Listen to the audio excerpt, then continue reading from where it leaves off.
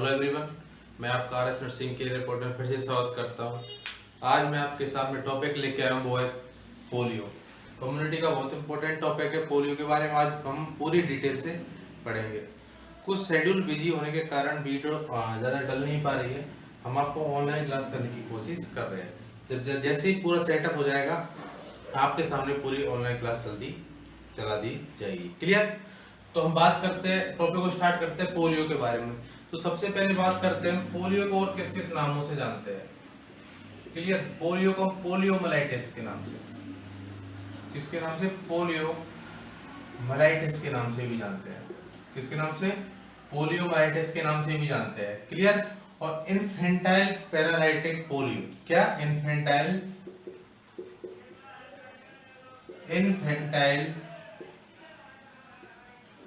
Paralytic polio, infantile paralytic polio.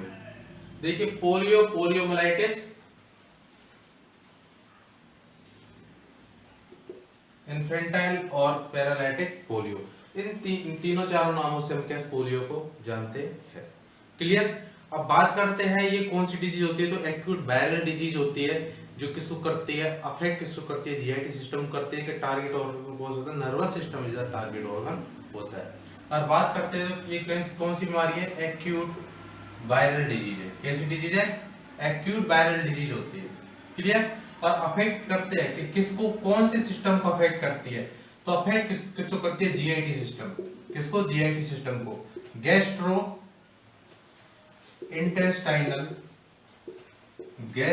Intestinal system, JIT system को क्या है? अफेक्ट करती है। क्लियर? जीआईटी सिस्टम हमारा कहां से स्टार्ट होता है? माउथ टू एनस, माउथ से लेके एनस तक का जो सिस्टम होता है वो जीआईटी सिस्टम होता है, जिसके अंदर हम माउथ, ईसोफेगस पढ़ते हैं, स्टोमक पढ़ते हैं, स्मॉल इंटेस्टाइन पढ़ते हैं, लार्ज इंटेस्टाइन पढ़ते हैं, फर्दर उनके पार्ट पढ़ते हैं। क्लियर? तो ये इसका अफेक्ट कौन से सिस्टम को करता है? जीआईटी सिस्टम को अफेक्ट करता है। लेकिन टारगेट ऑर्गन कौन सा है? इंपॉर्टेंट चीज है कि इसका टारगेट ऑर्गन कौन सा है? टारगेट सिस्टम कौन सा है? वो होता है नर्वस सिस्टम। कौन सा सिस्टम होता है? Nervous system. ये इंपॉर्टेंट चीज है एग्जाम के हिसाब से कि टारगेट ऑर्गन कौन सा है इसका? Nervous system is the target organ होता है। क्लियर? और जो अफेक्ट किसको करता है? मोस्टली जीआईटी सिस्टम को अफेक्ट करता है, गैस्ट्रोइंटेस्टाइनल ट्रैक्ट को अफेक्ट करता है। नर्वस सिस्टम के अंदर हम दो चीज पढ़ते हैं, सेंट्रल नर्वस सिस्टम और पेरिफेरल नर्वस सिस्टम। क्लियर? तो ये तो जस्ट इसके बारे में क्या होगा? इंट्रोडक्शन हो गया। ये कौन सा, ये किसका डिसऑर्डर है? जीआईटी डिसऑर्डर है। अफेक्ट किसको करता है? नर्वस सिस्टम को अफेक्ट करता है। और एक्यूट वायरल डिजीज होती है, जिसको हम पोलियो, पोलियोमाइलाइटिस और इन्फेंटाइल पैरालाइटिक पोलियो के नाम से जानते हैं। क्लियर? अब बात करते हैं इसका पॉजिटिव ऑर्गेनिज्म क्या होता है। पॉजिटिव ऑर्गेनिज्म की बात करेंगे, फिर इसके बाद फैमिली के बारे में बात करेंगे, ये कौन सी जीन का होता है। क्लियर? मैं बात करता हूं पॉजिटिव एजेंट।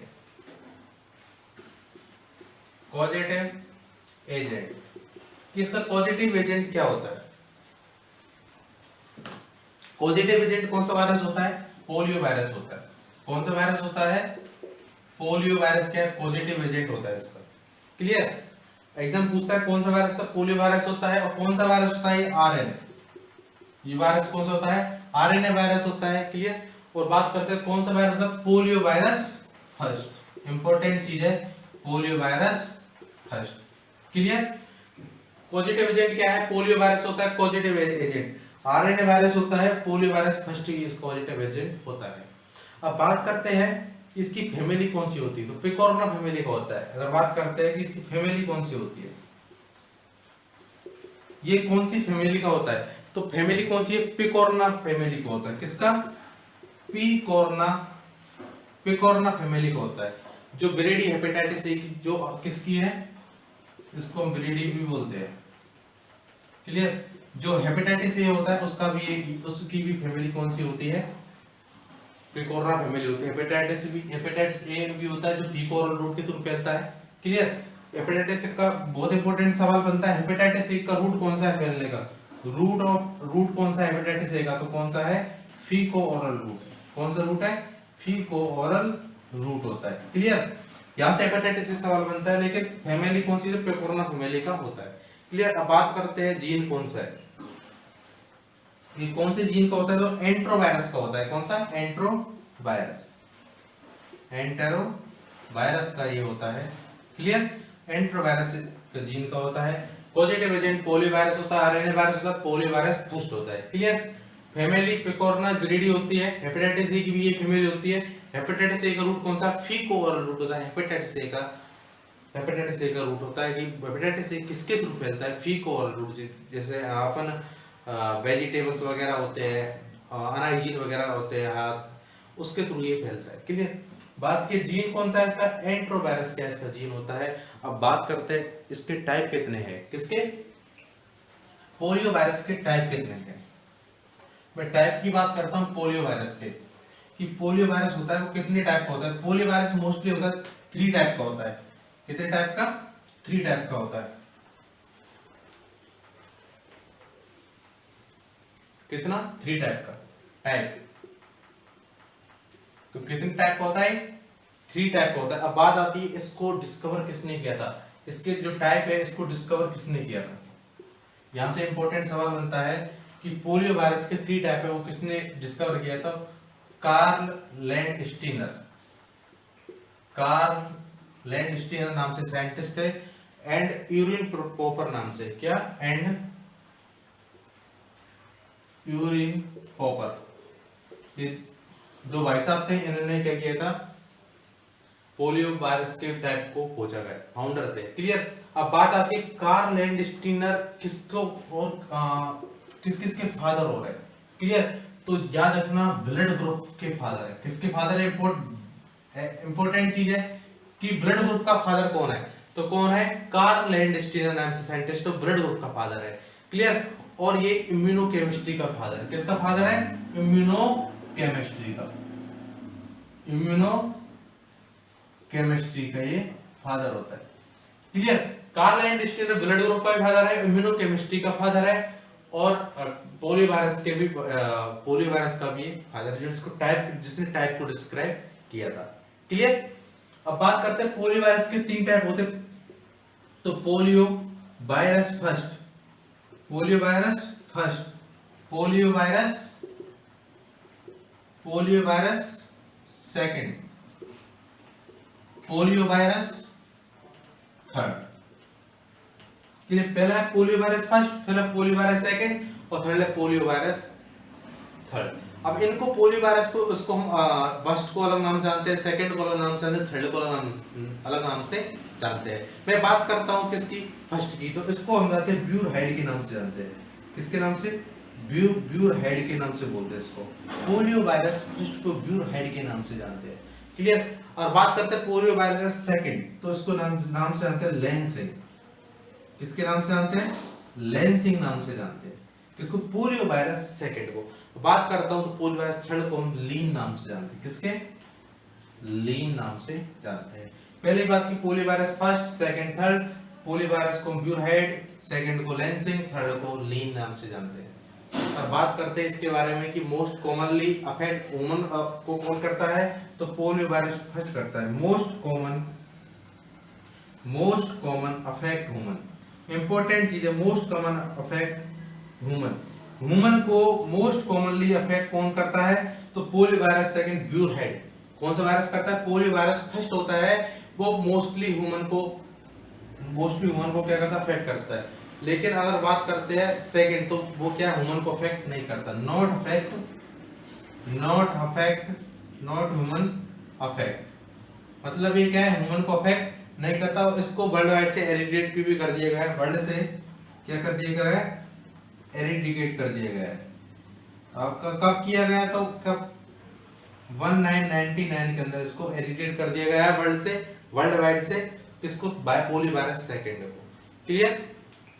अगर बात करते हैं पोलियो वायरस थर्ड, ये किससे रिलेटेड? पैरालाइटिस किससे एसोसिएटेड होता है? Mostly associated mostly paralytic polio. कौन सा polio? Paralytic polio. Paralytic polio से मोस्ट कॉमनली अफेक्ट होता है। देखिए हमने बात की टाइप की, ये इसके टाइप है, 3 टाइप का होता है।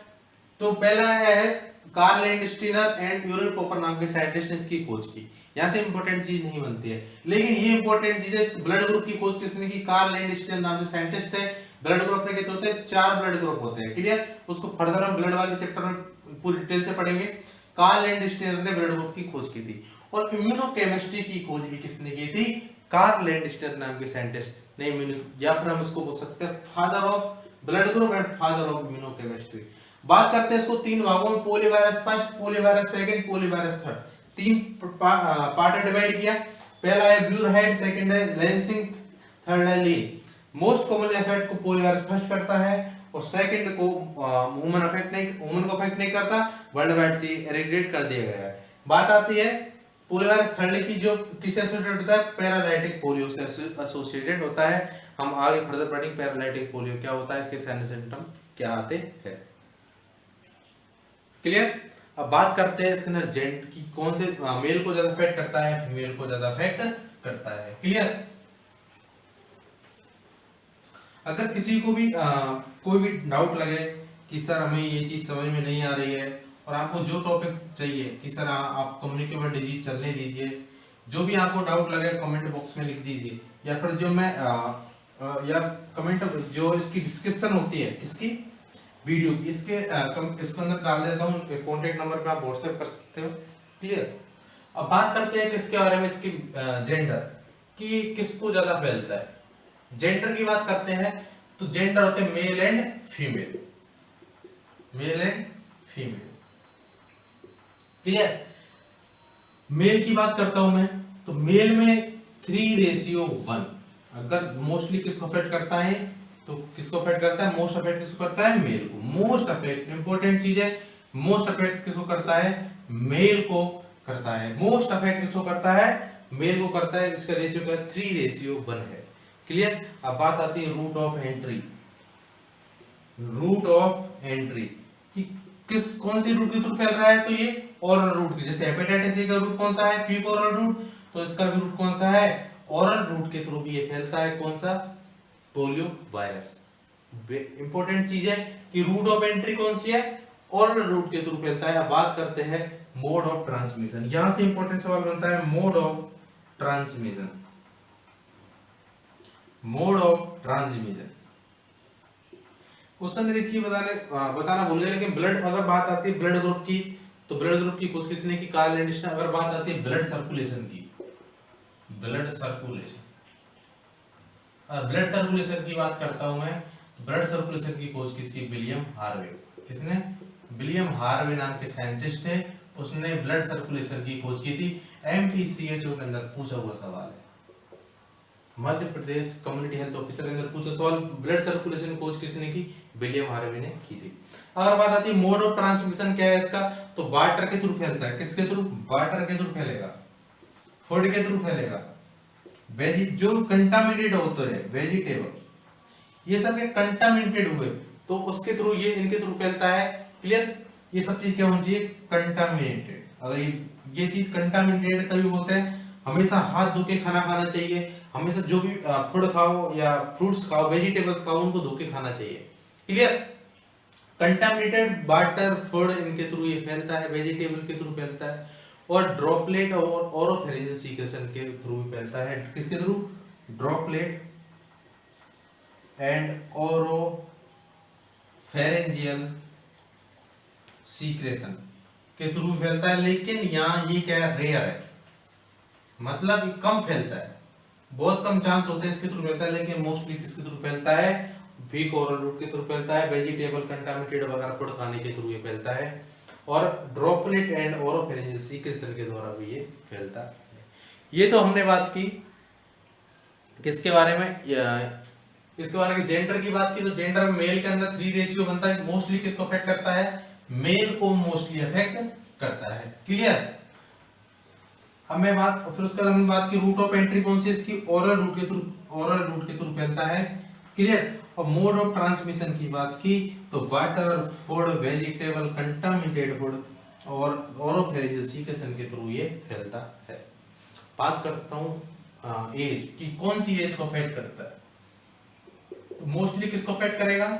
Mostly affect children. Mostly affect किसको करता है? चिल्ड्रन को अफेक्ट करता है। बट अब तो कौन से चिल्ड्रन को ज्यादा अफेक्ट करता है? तो बात आती है कैसे 6 मंथ के बाद 6 मंथ से लेके 3 ईयर के बच्चे को ज्यादा अफेक्ट करता है, क्योंकि 6 मंथ तक माँ के द्वारा उसको एंटीबॉडी मिलती रहती है। क्लियर? और बात करते हैं सीजन कि कौन से सीजन में ज्यादा फैलता है। तो बात है कौन से? रेनी, जो अभी बरसात का मौसम चल रहा है, इस सीजन के अंदर ये ज्यादा फैलता है।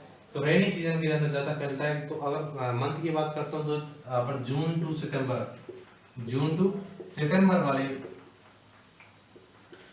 सितंबर वाले मंथ में ज्यादा फैलता है। देखिए रेनी सीजन में ज्यादा फैलता है, तो अभी जैसे बारिश का मौसम चल रहा है, ठीक है, तो उसमें ये ज्यादा फैलेगा। ठीक है, अब बात आती है इंक्यूबेशन पीरियड कितना होता है इसका। किसका? Incubation period. अब मुझे बार बार ये बताने की जरूरत नहीं है कि इंक्यूबेशन पीरियड क्या है, क्योंकि जब मैंने आपको क्लास ली थी उसके अंदर बता, जो पिछली क्लास ली उसके अंदर बता चुका हूँ कि इंक्यूबेशन पीरियड होता क्या है। क्लियर? आप अगर क्लास को रेगुलर लोगे तो आपको चीज समझ में आएगी। क्लियर? अगर मैं बात करता हूँ इंक्यूबेशन पीरियड तो कितना होता है, अगर इंक्यूबेशन पीरियड की बात करता हूँ तो 3 से 35 दिन में बोल सकते हैं। ठीक है, और 7 to 14 डेज, 7 से 14 दिन का पीरियड होता है, वो कम इंक्यूबेशन पीरियड होता है।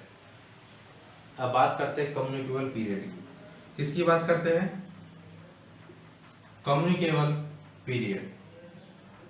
अगर मैं कम्युनिकेबल पीरियड की बात करूं तो कम्युनिकेबल पीरियड होता है 7 day before and 7 day after sign and symptom is present.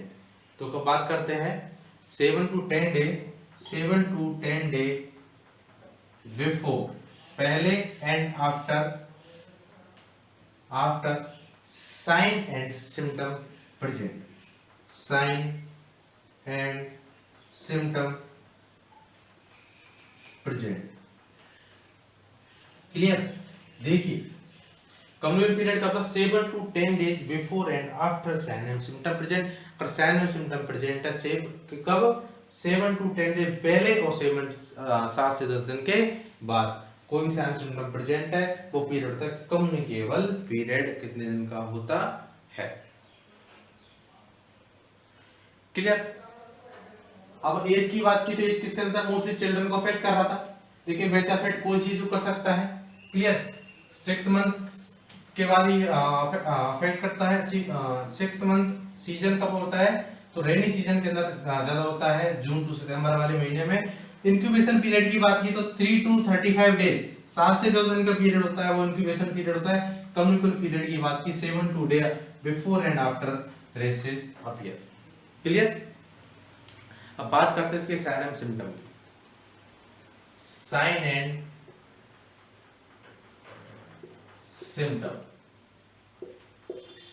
Symptom की बात करते हैं। साइन एंड सिम्टम की बात करते हैं, सबसे पहले करता हूं मैं इन पेरेंट की। पहली स्टेज होती है वो होती है इन पेरेंट। कौन सी स्टेज होती है सबसे पहली? इन पेरेंट स्टेज होती है। इसको हम सब क्लिनिकल इन्फेक्शन भी बोलते हैं। क्या बोलते हैं? सब क्लिनिकल इन्फेक्शन। क्या बोलते हैं? सब क्लिनिकल इन्फेक्शन भी बोलते हैं। क्लियर? इन पेरेंट बोलते हैं, सब क्लिनिकल इन्फेक्शन बोलते हैं। क्लियर? और अबाउट अगर बात करें सबसे ज्यादा केसों में अबाउट 90 से 95, अबाउट 90 to 95% केसेज होते हैं, उसमें ये केसेज ये सिम्टम देखने को मिलता है। इसके अंदर क्या है? नो सिम्टम, कोई भी इसके अंदर सिम्टम देखने को नहीं मिलते हैं, क्योंकि स्टार्टिंग की फेज होती है। क्लियर? और जो वायरस है वो किसके द्वारा अब्जॉर्ब होता है? वायरस इसके अंदर क्या अब्जॉर्ब कौन हो जाता है? ब्लड के अंदर। वायरस अब्जॉर्ब इन ब्लड, ये इंपॉर्टेंट चीज है कि वायरस कहां अब्जॉर्ब होता है? ब्लड के अंदर अब्जॉर्ब हो जाता है। किसके? फर्स्ट स्टेज के अंदर। इन पेरेंट सब क्लिनिकल इन्फेक्शन भी बोल सकते हैं। सब पहले, अभी कोई अपना सिम्टम देखा नहीं है, उससे पहले सब क्लिनिकल, पहले सिम्टम पहले कोई साइन सिम्टम है उसको बोलते हैं इम्पेरेंट सब क्लिनिकल इन्फेक्शन। तो अबाउट 90 to 95% केसेस हमको ये देखने को मिलता है और इसके अंदर कोई भी सिम्टम देखने को नहीं मिलता है। क्लियर। और वायरस है वो किसके अंदर, वायरस ऑब्जर्व कहाँ हो जाता है, ब्लड के अंदर ऑब्जर्व हो जाता है। ब्लड के अंदर ऑब्जर्व होने के बाद वो फिर अपने साइन सिम्टम शो करने लगता है। क्लियर। अब मैं बात करता हूँ सेकंड, अबॉर्टिव पोलियो या माइनर इलनेस। सेकंड की बात करता हूँ, अबॉर्टिव पोलियो, अबॉर्टिव पोलियो या इसको माइनर इलनेस ही बोल सकते हैं। क्या माइनर इलनेस ही बोल सकते हैं। अबॉर्टिव पोलियो माइनर इलनेस ही बोल सकते हैं। और बात करता हूं कि कितने परसेंट केसेज में देखने को मिलती है, 4 to 8% केसेस के अंदर ये अबॉर्टिव पोलियो माइनर इलनेस वाले साइन सिम्टम देखने को मिलते हैं। इसके अंदर हमको क्या देखने को मिलेगा, लो ग्रेड फीवर। क्या देखने को मिलेगा, low grade fever. Low grade fever हमको इसके अंदर देखने को मिलता है। शॉर्ट थ्रोट, शॉर्ट थ्रोट देखने को मिलते हैं। पेशेंट को क्या वोमिटिंग होती है, क्या होती है, वोमिटिंग होने लगती है। क्लियर। एब्डोमिनल पेन होने लगता है कि एब्डोमिनल पेन, जो पेशेंट है उसको क्या एब्डोमेन में एब्डोमेन में क्या दर्द होने लगता है। क्लियर। लो ग्रेड फीवर आता है पेशेंट को। और फ्लू लाइक सिम्टम देखने को मिलते हैं। फ्लू लाइक सिम्टम इसके अंदर देखने को मिलते हैं। और बात करते हैं इसके अंदर दो लाइन इंपॉर्टेंट चीज है कि इसको हम इस स्टेज के अंदर कैन नॉट डायग्नोसिस, हम इस स्टेज के अंदर क्या है, इसको हम डायग्नोसिस नहीं कर सकते एंड 100% रिकवरी होती है। इसके अंदर क्या हो सकती है, 100% रिकवरी हो सकती है। ये इंपॉर्टेंट चीज है कि 100% रिकवरी कौन सी स्टेज के अंदर हो सकती है, तो अबॉर्टिव पोलियो माइनर इलनेस के अंदर 100% क्या रिकवरी हो सकती है। कैसे, अब देखिए बात, लो ग्रेड फीवर देखने को मिलेगा, शॉर्ट थ्रोट देखने को मिलेंगे। क्लियर। वोमिटिंग होगी, जो पेशेंट है उसको वोमिटिंग होने लगेगी। क्लियर। और एक सवाल बनता है वोमिटिंग के अंदर कौन सा रिजल्ट देखने को मिलता है कि मेटाबॉलिक एसिडोसिस होता है, मेटाबॉलिक एलिक्लोसिस होता है। उस कंडीशन में क्या होता है, मेटाबॉलिक एलिक्लोसिस देखने को मिलता है। ये इंपॉर्टेंट चीज है। क्लियर। एब्डोमिनल पेन, जो पेशेंट है बोलेगा मेरा पेट में दर्द हो रहा है। क्लियर। फ्लू लाइक सिम्टम जैसे रनी नोज, लैक्रिमेशन वगैरह सिम्टम देखने को मिलते हैं। क्लियर। और कैन नॉट डायग्नोसिस, ये इंपॉर्टेंट, इसको हम इसकी स्टेज के अंदर डायग्नोसिस नहीं कर सकते और इस स्टेज के अंदर क्या 100% रिकवरी होती है। क्या होती है, 100% रिकवरी होती है। ये हमने पढ़ी, सेकंड स्टेज पढ़ी। क्लियर। सेकंड स्टेज के बाद हम पढ़ते हैं नेक्स्ट स्टेज नॉन पैरालाइटिक, फिर पढ़ते थर्ड नॉन पैरालाइटिक। कौन सी, नॉन पैरालाइटिक पढ़ते हैं इसको, non paralytic aseptic meningitis. Non paralytic aseptic meningitis, ये क्या है, चैप्टर बड़ा है पोलियो, इसको मैं 2 भागों में आपको पढ़ाऊंगा। क्लियर। आप साथ साथ नोट्स बनाते चलिए। हेडेक, पेशेंट उसको क्या है, हेडेक होने लगेगा। क्लियर। और नॉर्मल साइंस तो आते हैं nausea and vomiting, nausea and vomiting. Clear. और बात करते हैं pain and stiffness back and leg muscle, जो क्या है अपना पेन होने लगता है और जो पीछे की तरफ दर्द होने लगता है और लेग मसल्स में भी पेन होता है। कहां पर, pain in back and leg muscle, जो पैर की मसल होती है उसमें क्या दर्द होने लगता है और पीछे भी हमारा क्या दर्द होने लगता है। और नकल रिजिडिटी देखने को मिलती है। कैसी, ये इंपॉर्टेंट चीज, नकल रिजिडिटी। नकल रिजिडिटी किसके अंदर, कौन सी स्टेज के अंदर देखने को मिलती है, non paralytic aseptic meningitis, aseptic meningitis वाली स्टेज के अंदर नकल रिजिडिटी देखने को मिलती है। क्लियर। और बात करते हैं इसके अंदर हेड ड्रॉप साइन देखने को मिलता है। ये वेरी इंपॉर्टेंट चीज है, वेरी इंपॉर्टेंट चीज है, head neck sign. Head neck sign क्या होता है, देखिए हेड नेक साइन क्या होता है, इसका जो पेशेंट होता है, हेड नेक साइन, इसके अंदर जो पेशेंट होता है वो क्या है, जैसे अब पेशेंट है, मेरी गर्दन है, अब गर्दन को क्या कंट्रोल नहीं कर पा रहा, ना तो इधर गिर रही है तो गिर रही है, इधर गिर रही है तो गिर रही है, इधर गिर रही है तो गिर रही है, इसको unable to control, patient neck unable to control, unable to control. Patient इसके अंदर क्या है, अपने नेक को नेक को क्या कंट्रोल नहीं कर पाता। क्लियर। अब एक वेरी इंपॉर्टेंट चीज है यहाँ पर, बहुत इंपॉर्टेंट साइन है, वो होती है ट्रिपॉड साइन, और बहुत सारी एग्जामों में पूछा हुआ सवाल। एक तो उसको दूसरा नाम पूछते हैं, और ट्रिपॉड साइन किसके अंदर देखने को मिलता है, ट्रिपॉड साइन। ट्रिपॉड साइन किसके अंदर देखने को मिलता है हमको, पोलियो के अंदर, किसके अंदर, नॉन पैरालाइटिक एसिप्टिक मेनिंजाइटिस के अंदर देखने को मिलता है, और इसको एमोसाइन भी बोलते हैं। क्या, एमोसाइन भी बोलते हैं। क्या बोलते हैं, एमोसाइन भी बोलते हैं। इसके अंदर क्या, जो इन्फेक्टेड पेशेंट है वो लोअर एक्सट्रीमिटीज को यूज नहीं कर पाता है। इसके अंदर क्या, जो पेशेंट है नॉट यूज लोअर एक्सट्रीमिटीज, ये इंपॉर्टेंट चीज है। देखिए हेडेक देखने को मिला, नोजी वोमिटिंग, पेन और लेग मसल में, लेकिन नकल रिजिडिटी देखने को मिलती है, ये इंपॉर्टेंट चीज है। ये नकल रिजिडिटी देखने को मिली, हेड नेक साइन, पेशेंट अपनी क्या हेड को कंट्रोल नहीं कर पाता, और ट्रिपॉड साइन। आपने पोलियो को पेशेंट देखा होगा, पोलियो को पेशेंट क्या करता है, अपनी जो पैर है उस पे अपने वजन नहीं झेल पाता है, तो अपर जो अब वो क्या करता है, ऊपर वाला सिस्टम, जो अपर एक्सट्रीमिटी जो है उनको लिफ्ट करने के लिए यूज करता है। ये साइन होता है ट्रिपॉड साइन, इसको एमओसाइन भी कहते हैं। मतलब पेशेंट होता है वो लोअर एक्सट्रीमिटी जो अपना वजन नहीं झेल पाता है, और वो अपन कहीं जाना है, उसको कहीं इधर उधर जाना है, तो वो क्या है, अपर एक्सट्रीमिटीज का यूज करता है। उस साइन को एक ट्रिपॉड साइन बन जाता है, उस साइन को बोलते हैं ट्रिपॉड साइन, या क्या बोलते हैं, एमोसाइन। क्लियर। अब मैं बात करता हूं पैरालाइटिक पोलियो की। ये तो हमने पढ़ा नॉन पैरालाइटिक, अब फिर पढ़ते हैं नेक्स्ट पैरालाइटिक पोलियो। चीज समझ में आप कोशिश करोगे तो चीज समझ में आराम से आएगी, क्योंकि YouTube पे इतना हम कर नहीं सकते कि आपको सामने पढ़ाए, क्योंकि ऑफलाइन होता है, एक ऑनलाइन चीज ऑनलाइन होती है। ऑनलाइन में चीज कम समझ में आती है, ऑफलाइन में चीज ज्यादा समझ में आती है। अब बात करते हैं किसकी, paralytic polio. Fourth paralytic polio.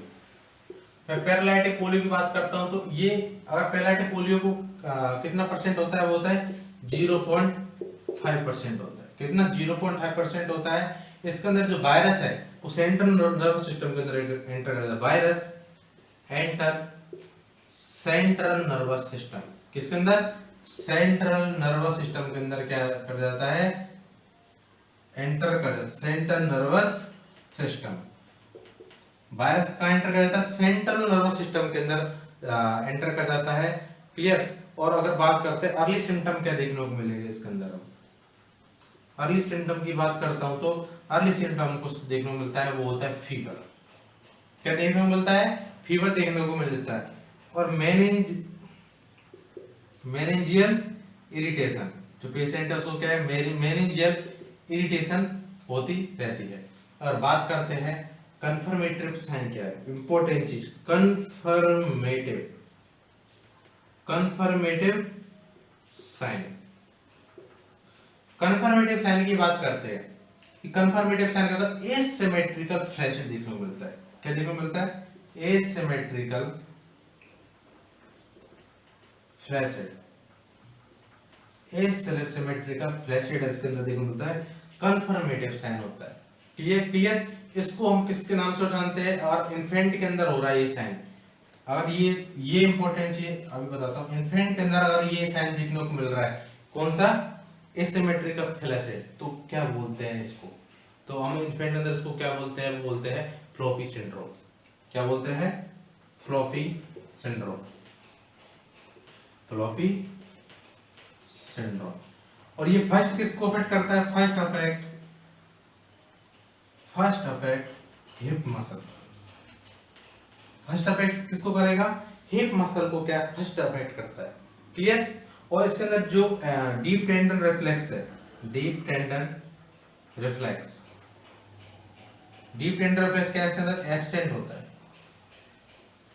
अब देखिए यहां से इंपॉर्टेंट चीज बनी। क्लियर। देखिए पैरालाइटिक पोलियो होता है 0.5% होता है। क्लियर। वायरस एंटर कहां करेगा, सेंट्रल नर्वस सिस्टम के अंदर एंटर करेगा, मतलब मेनिंजियल इरिटेशन वगैरह करवाएगा। क्लियर। और अर्ली सिम्टम क्या देखने को मिला, फीवर अर्ली सिम्टम देखने को मिला। मेनिंजियल इरिटेशन देखने को मिली, कंफर्मेटिव साइन और अर्ली साइन, दोनों चीज इंपॉर्टेंट। अर्ली साइन क्या है, फीवर है, एक कंफर्मेटिव साइन क्या, एसिमेट्रिकल फ्लैशेट देखने को मिलता है, एसिमेट्रिकल। क्लियर। और बात करते हैं फर्स्ट अफेक्ट कौन से मसल को करता है, हिप मसल को क्या है फर्स्ट अफेक्ट करता है। इन्फेंट के अंदर ये साइन देखने को मिल रहा है, तो हम उसको क्या बोलेंगे, फ्रॉपी सिंड्रोम बोलते हैं। कौन सा सिंड्रोम, ये इंपॉर्टेंट चीज है, फ्रॉपी सिंड्रोम क्या होता है, देखिए इन्फेंट के अंदर एसिमेट्रिकल फ्लैशेट को क्या बोलते हैं हम, फ्लॉपी सिंड्रोम बोलते हैं। और जो डीप टेंडन रिफ्लेक्स होता है वो क्या होता है, एब्सेंट होता है डीप टेंडन रिफ्लेक्स। क्लियर। अब इसको भी क्या है, पैरालाइटिक पोलियो को भी 3 भागों में बांटा गया है। क्लियर। मैं बात करता हूं किसकी, पैरालाइटिक पोलियो, 4th नंबर का चल रहा था। पैरालाइटिक पोलियो को भी किस भागों में बांटा गया है, 3 भागों में बांटा गया है। इसकी भी 3 पार्ट है। क्लियर। 3 पार्ट कौन कौन से, पहला स्पाइनल, अगर बात करते हैं इसके अंदर 0.5% था, इसके अंदर हम 3 भागों में बांटते हैं इसको। क्लियर, 3 भागों में बांटते हैं। तो पहला कौन सा है, spinal paralytic, spinal paralytic, spinal paralytic पहला। क्लियर। दूसरा है स्पाइनो, दूसरा क्या है, स्पाइनो बल्बार, दूसरा क्या है, स्पाइनो बल्बार है। थर्ड कौन सा है, बल्बार पैरालिसिस। थर्ड कौन सा है, बल्बार पैरालिसिस। क्लियर। और बात करते हैं ये कितना परसेंट होता है, अगर 0.5% के अंदर भी तो 80% होता है, स्पाइनल होता है। क्लियर। 17% कौन सा होता है, स्पाइनो बल्बार। क्लियर। और बल्बार पैरालिसिस कितना होता है, वो बात करते हैं तो कितना होता है, 2% होता है। कितना होता है, 2%। 80% कौन सा, स्पाइनल पैरालाइटिक हो गया, स्पाइनल बल्बार 17% हो गया, बल्बार पैरालिसिस कितना हो गया, 2% हो गया। तो मोस्ट कॉमन पैरालाइटिक पोलियो ये कौन सा है, मोस्ट कॉमन पैरालाइटिक पोलियो, ये कौन सा मोस्ट कॉमन पैरालाइटिक पोलियो होता है। क्लियर। और बात करते हैं फर्स्ट अफेक्ट, इसके अंदर हमको क्या देखने को, फर्स्ट अफेक्ट हिप मसल। तो फर्स्ट सबसे पहला अफेक्ट किसको करेगा, हिप मसल को अफेक्ट करेगा, और उसके अंदर क्वाड्रिप्लेजिया, कौन सा, क्वाड्रिप्लेजिया क्या होता है, 4 एक्सट्रीमिटीज क्या पैरालिसिस हो जाती है। अगर हेमिप्लेजिया हो रहा है मतलब हाफ बॉडी। क्लियर। क्वाड्री मतलब चारों, जो चारों एक्सट्रीमिटीज है वो क्या पैरालिसिस हो जाती है। क्लियर। देखिए तो मोस्ट कॉमनली पैरालाइटिक पोलियो होता है, फर्स्ट अफेक्ट किसको करता है, हिप मसल को अफेक्ट करता है, और क्वाड्रिप्लेजिया इसके अंदर देखने को मिलता है। अगर इसके बात करते हैं तो किसके अंदर करेगा, स्पाइनल बल्बार तो किसको अफेक्ट करेगा, स्पाइनल कॉर्ड को अफेक्ट किसको करेगा, स्पाइनल कॉर्ड को अफेक्ट करेगा, किसको करेगा, स्पाइनल कॉर्ड को अफेक्ट करेगा। स्पाइनल कॉर्ड को अफेक्ट करेगा तो क्या प्रॉब्लम होगी, रेस्पिरेटरी प्रॉब्लम देखने को मिलती है। क्या देखने को मिलती है, रेस्पिरेटरी प्रॉब्लम देखने को मिलती है। और बात करते हैं वहीं पर बल्बार के अंदर क्या देखने को मिलता है हमको, इसका जो मेडुला ऑब्लोंगेटा होता है, अफेक्ट मेडुला ऑब्लोंगेटा, ये क्या मेडुला ऑब्लोंगेटा अफेक्ट करता है। जो मेडुला ऑब्लोंगेटा किसके लिए इंपॉर्टेंट होता है, रेस्पिरेशन के लिए। तो रेस्पिरेटरी प्रॉब्लम होगी इसके अंदर। रेस्पिरेटरी प्रॉब्लम क्यों होगी, क्योंकि जो फ्रेनिक नर्व है, कौन सी, फ्रेनिक नर्व, जो कहां होती है, C5 पर होती है, उसको क्या डैमेज कर देता है, C5 फ्रेनिक नर्व को, जो रेस्पिरेशन के लिए रिस्पांसिबल है, उसको डैमेज कर देगा, तो उसको पेशेंट में सांस की दिक्कत होने लगती है, और इसके अंदर पेशेंट की डेथ ही हो जाती है। क्या हो जाती है, डेथ ही हो जाती है। तो ये हमने पढ़ा paralytic polio, spinal paralytic, spinal bulbar, फिर बल्बार पैरालिसिस। क्लियर।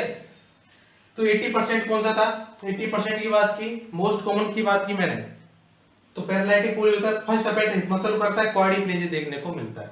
और स्पाइनल बल्बार की बात की 17% होता है, स्पाइनल कॉर्ड अफेक्ट करता है, रेस्पिरेटरी प्रॉब्लम होती है।